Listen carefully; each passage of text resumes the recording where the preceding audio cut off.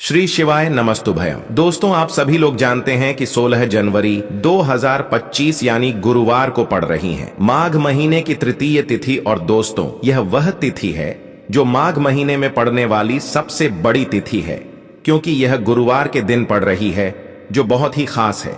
और दोस्तों, आप सभी लोग जानते हो, गुरुवार का अगर सबसे बड़ा कोई उपाय है तो वह एक छुटकी हल्दी वाला उपाय है। तो दोस्तों, इस गुरुवार तृतीय तिथि के दिन आप लोगों को इस वाले उपाय को जरूर करना है। बहुत सारे लोग होंगे जिन लोगों ने इस उपाय को ना किया हो, मतलब पूरा साल निकल गया, उन्होंने किसी भी दिन इस एक छुटकी हल्दी वाला उपाय को ना किया हो। पर दोस्तों, आपके पास एक आखिरी मौका बचा हुआ है, जो कि 16 जनवरी के दिन है।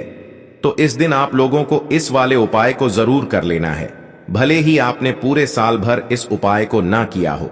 पर अगर आपने इस माघ महीने के गुरुवार तृतीय तिथि के दिन अगर इस वाले उपाय को कर लिया, तो आपको इस उपाय को करने का वह फल मिलेगा जिसकी आपने कभी कल्पना भी नहीं करी होगी। इसीलिए आप लोग इस वाले उपाय को एक बार जरूर कर लेना, ताकि आप लोगों के हाथ से यह मौका ना जा सके और आपको इस उपाय को करने का फल मिल सके।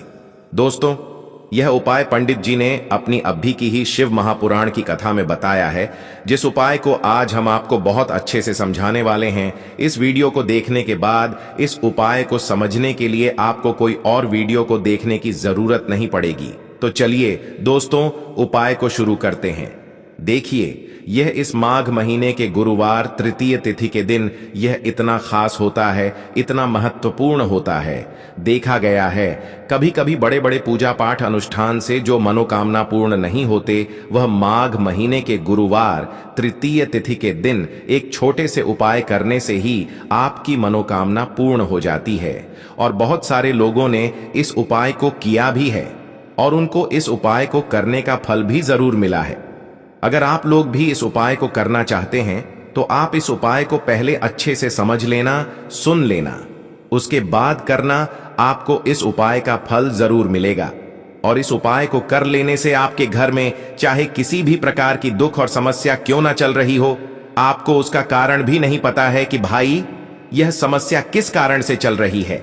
उसका कुछ भी कारण हो सकता है, जैसे पितृदोष हो सकता है या किसी भी तरह का मंगल दोष भी हो सकता है। तो इस दिन आप लोगों को यह वाला उपाय कर लेना है।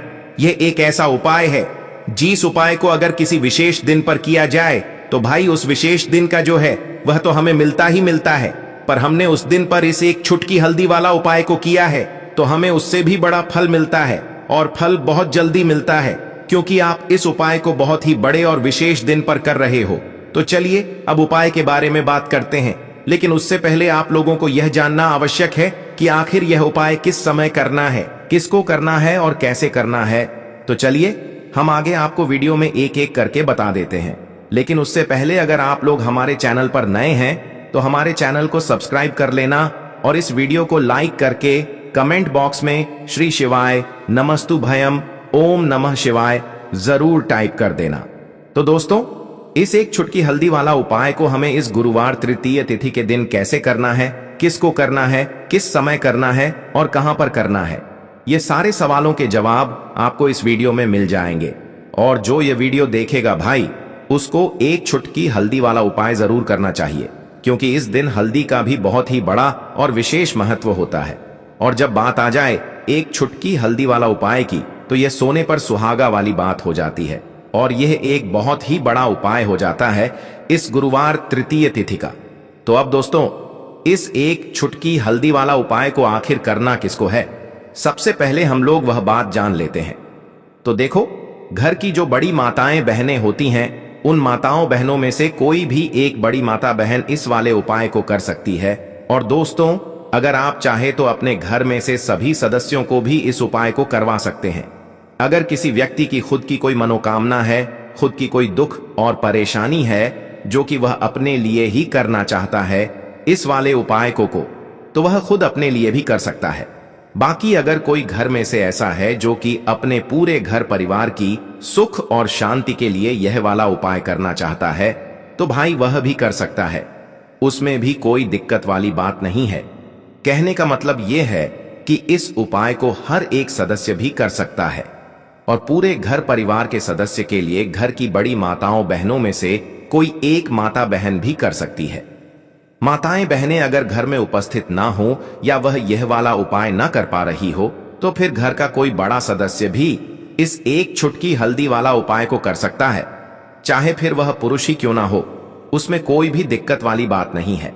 उसके बाद में दोस्तों जो अगला प्रश्न निकल कर आता है वह यह आता है इस उपाय को लेकर कि आखिर इस उपाय को हमें किस समय करना है, सुबह के समय करना है कि शाम के समय करना है। तो देखो, इस वाले उपाय को आप लोग सुबह के समय भी कर सकते हो और शाम के समय प्रदोष काल में भी कर सकते हो। अब अगर आप पूछो कि भाई साहब सबसे उत्तम समय कौन सा रहेगा इस एक चुटकी हल्दी वाला उपाय को करने का, तो हम आपसे बस यही कहेंगे कि इस उपाय को आप सुबह के समय करेंगे तो ज्यादा बेहतर होगा। बाकी अगर शाम के समय भी करेंगे तो भी अच्छा होगा, उसमें कोई भी दिक्कत वाली बात नहीं है। तो अब दोस्तों जो अगली सबसे बड़ी और महत्वपूर्ण बात आती है वह यह आती है कि सुबह अगर हम उपाय को करेंगे तो हमें कितने बजे से लेकर कितने बजे तक के बीच में करना है, और शाम के समय प्रदोष काल में करेंगे तो हमें कितने बजे से लेकर कितने बजे के बीच में करना है। तो देख, सुबह जितनी जल्दी हो सके आप उपाय को करने की कोशिश करना। बाकी अगर किसी कारणवश लेट भी हो जाओ, थोड़ी देर भी हो जाए, तो 10 या 11 बजे तक भी आप उपाय कर लेना, पर 12 बजे से ज्यादा देरी ना हो। ठीक है, इस बात का ध्यान रखना। उसके बाद में दोस्तों अगर शाम के समय प्रदोष काल की बात करें, प्रदोष काल का जो समय होता है वह शाम के 6 बजे से शुरू हो जाता है। मतलब शाम के 6 बजे से लेकर 7 बजे के बीच का जो समय होता है यह समय प्रदोष काल का समय होता है। इस उपाय को 7 या 8 बजे के बीच में भी कर सकते हो। मतलब शाम के 6 बजे से रात 8 बजे के बीच में आप कभी भी इस वाले उपाय को कर सकते हो, उसमें कोई भी दिक्कत वाली बात नहीं है। परंतु गुरुवार तृतीय तिथि के दिन कोशिश करना कि समय के अंतर्गत ही कर लो। किसी कारणवश ना कर पाओ तो थोड़ा देरी से भी कर सकते हो, आपको उपाय का फल जरूर मिलेगा। देखिए, गुरुवार का जो दिन होता है वह गुरु बृहस्पति को मजबूत करने के लिए बहुत ही विशेष होता है, और गुरु बृहस्पति यदि कुछ उपायों से प्रसन्न होते हैं तो आपकी जो भाग्य की रेखाएं हैं वह चमक उठती हैं। देखिए, आज के इस पूरे वीडियो में हम 3 महा उपायों के बारे में बात करेंगे। देखिए, गुरु बृहस्पति को पीला रंग अत्यधिक प्रिय होता है और यह जो तीनों ही उपाय हैं पीले रंग से जुड़े हुए होने वाले हैं। सबसे पहला जो उपाय होगा वह हल्दी और गुड़ से आपको करना होगा। दूसरा जो उपाय होगा वह आपको चावल और हल्दी से करना होगा। देखिए, गुरुवार के दिन आपको हल्दी का उपाय करना चाहिए जिससे कि आपका जो दुर्भाग्य है वह दूर हो सके। और तीसरा जो उपाय है वह आपको 7 चने की दाल वाला चमत्कारी उपाय करना है। माघ महीने के इस पहले गुरुवार पर आपको तुलसी जी की जड़ में यह एक चमत्कारी चीज डाल देनी है जिससे आपका जो सोया हुआ भाग्य है वह चमक उठेगा। देखिए, यह जो उपाय हैं पूज्य गुरुदेव की ही कथा को सुनकर के और समझ करके ही आपको समझाने का पूरा प्रयास करेंगे, लेकिन उससे पहले वीडियो को लाइक करें। देखिए, सबसे पहला उपाय, यह उपाय आपके भाग्य का उदय करने वाला है, आपके जीवन की समस्त समस्याओं को दूर करने वाला है। देखिए दोस्तों, यह जो उपाय है आपको गुरुवार के दिन ही करना है और सूर्यास्त से पहले ही आपको इस उपाय को कर लेना है।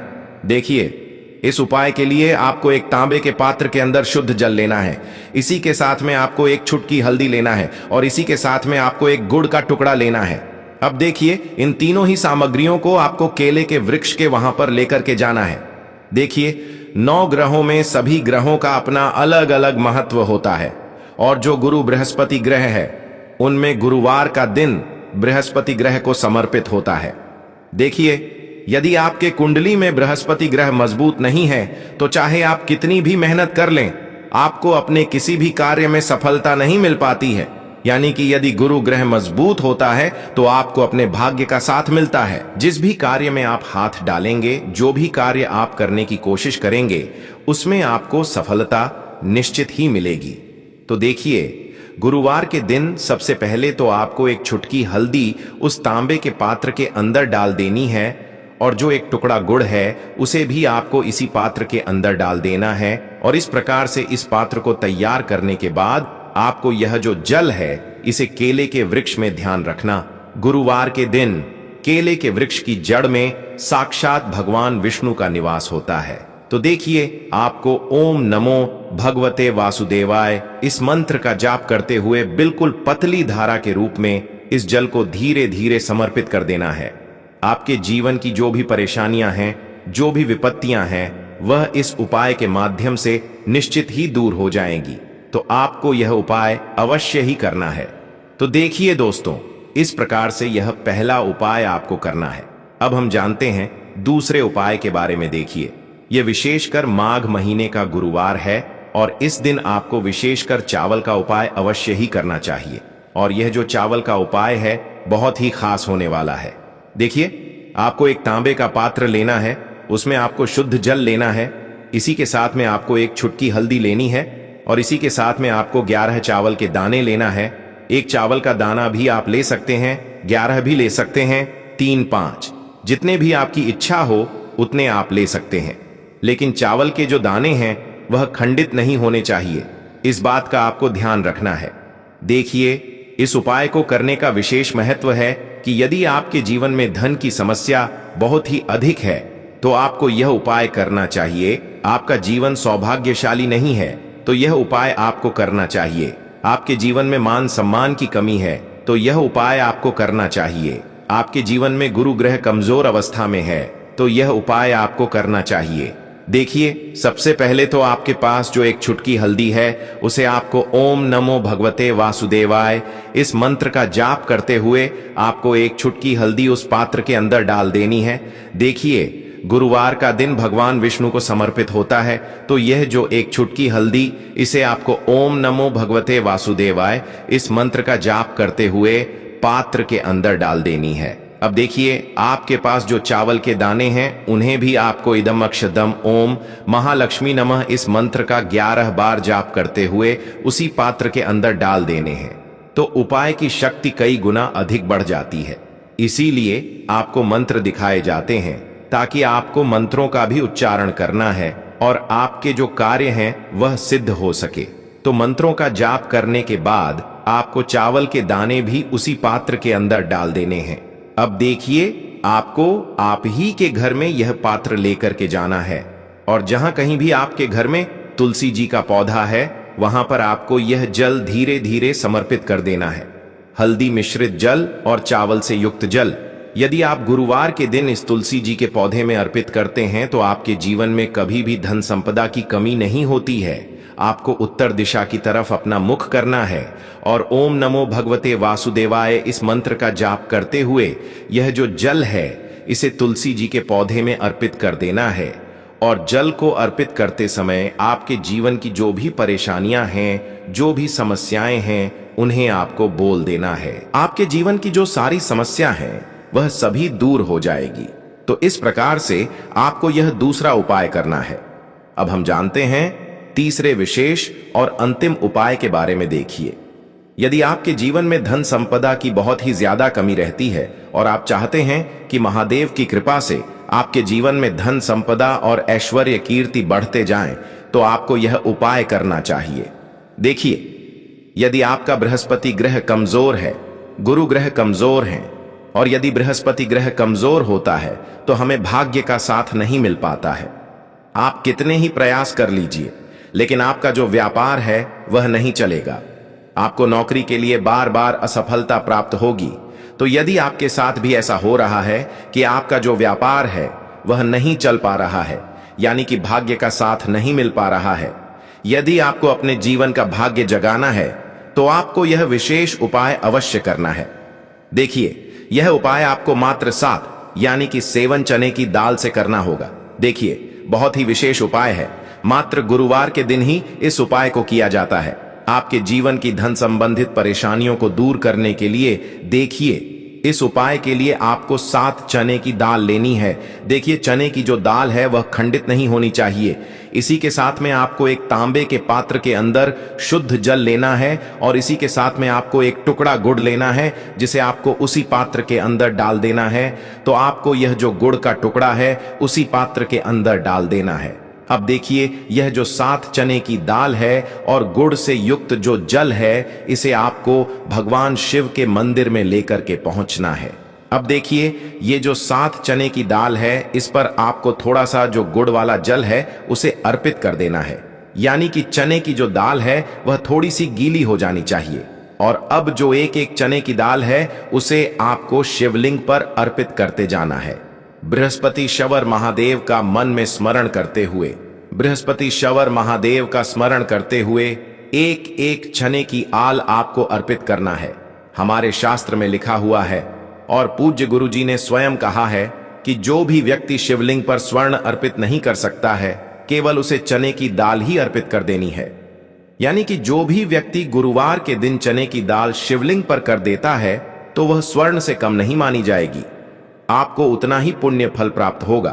तो इस प्रकार से आपको 7 चने की दाल बृहस्पति शवर महादेव का स्मरण करते हुए शिवलिंग पर अर्पित कर देनी है।